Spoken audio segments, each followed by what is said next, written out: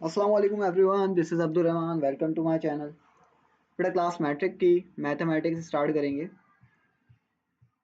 इसके अंदर आपको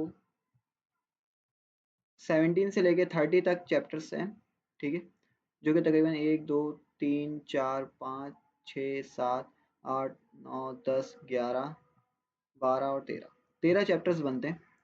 अच्छा, हम इसके अंदर सिर्फ मोस्ट इंपॉर्टेंट एक्सरसाइजेज ही करेंगे जो कि पेपर में आती हैं, ठीक है, और उन तमाम एक्सरसाइज को स्किप करेंगे जो कि यूजलेस हैं, ठीक है। जैसे कि 17.1 जो है वो पेपर में नहीं आती, ठीक है। ये बिल्कुल बच्चों वाली एक्सरसाइज है। अगर तुम समझना चाहो तो किसी और चैनल पे जाके भी समझ सकते हो, वहाँ पर भी वीडियोस अपलोडेड होती हैं यूट्यूब पर। आप वहाँ पर ये एक्सरसाइज को समझ सकते हो। बारह ये आपको पेपर में नहीं पूछी जाती है ऐसी एक्सरसाइज, ठीक है। 17.3 एक्सरसाइज जो है इम्पॉर्टेंट तो है लेकिन मोस्ट इम्पॉर्टेंट नहीं है, क्योंकि इसके अंदर से भी कोई सवाल आता नहीं है पेपर के अंदर। जस्ट आप जो मोस्ट इम्पॉर्टेंट एक्सरसाइज है वो है 17.3, ठीक है। ये एक्सरसाइज मोस्ट इम्पॉर्टेंट, ठीक है। हर साल इसमें से एक सवाल लाजमी आता है, ठीक है। खास तौर पे ये डी मॉर्गन लॉ वाला, ये ज़्यादातर पूछा जाता सवाल, ठीक है। अच्छा, ये एक्सरसाइज को समझने से पहले अगर आपको 17.3 समझनी है ना, तो आपको 17.2 की प्रैक्टिस लाजमी करनी पड़ेगी। अगर आपको यूनियन, इंटरसेक्शन, माइनस, डेल्टा वगैरह कुछ भी नहीं पता ना, तो आपको 17.3 को समझने से पहले 17.2 को समझना ज़रूरी है। और आज की वीडियो के अंदर हम स्टार्ट करेंगे 17.2।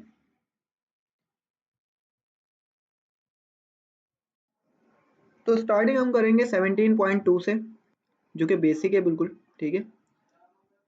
पहला सवाल देखते हैं कि which of the following set are disjoint, overlapping, exhaustive and cell. देखो, आसान अल्फाजों के अंदर वो कहता है कि मैंने 5 पॉइंट्स दिए हैं, इसके अंदर से कौन सा डिसजॉइंट है, कौन सा ओवरलैपिंग है, कौन सा एग्जॉस्टिव है और कौन सा सेल है। तो इसके लिए मुझे आपको कॉपी पे ले जाने की ज़रूरत नहीं है, ये मैं इधर ही सॉल्व करवा दूंगा, ठीक है। बहुत ईजी है। देखो, इन दोनों के अंदर पहला वाला सवाल अगर मैं देखूं तो इसके अंदर 1 2 3 5 7 और इसके बाद आ रहा है 4 6 8 9 और 10। तो ऐसा कोई भी दो सेट्स जिसके अंदर कोई भी एक भी नंबर अगर कॉमन ना हो ना, ना इसके अंदर है ना इसके अंदर है, ये दोनों अलग अलग है, इसके अंदर एक भी नंबर कॉमन नहीं आ रहा, जिसके अंदर एक भी नंबर कॉमन ना हो ना, तो वो कहलाता है डिसजॉइंट सेट। क्या कहलाएगा वो? डिसजॉइंट सेट, ठीक है। इसके आगे मैं डिसजॉइंट लिख देता हूँ, डिसजॉइंट, ठीक है। क्वेश्चन नंबर 2, इसके अंदर अगर देखोगे तो 1 2 3 6 और 1 2 4 8, यानी कि शुरू के दो तो कॉमन आ रहे हैं इसके अंदर, 1, इसके अंदर एक आ रहा है 1, एक आ रहा है 2, और इसके अंदर भी आ रहा है 1 और 2, यानी कि दो इसके अंदर कॉमन आ रहे हैं। एक एक से ज्यादा नंबर अगर दो सेट्स में कॉमन आ जाए तो वो कहलाता है ओवरलैपिंग, ठीक है। वो कहलाता है ओवरलैपिंग सेट, ठीक है, ओवरलैपिंग सेट। अच्छा, ये मैंने दो तो समझा दिए। अब आओ तीसरे पे। इसका आप क्वेश्चन नंबर 3 सॉल्व करेंगे। ई एंड ओ, यानी कि ई यहाँ पे रेकमेंड कर रहा है इवन नंबर और ओ रेफरेंस करता है ऑड नंबर।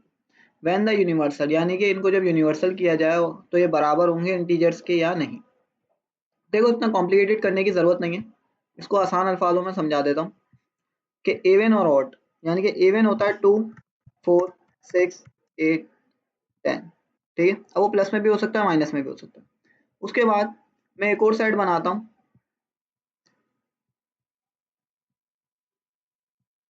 एक और सेट बनाता हूँ ऑड नंबर का, 1 3 5 और 7, ठीक है। ये मैंने बनाया ऑड नंबर।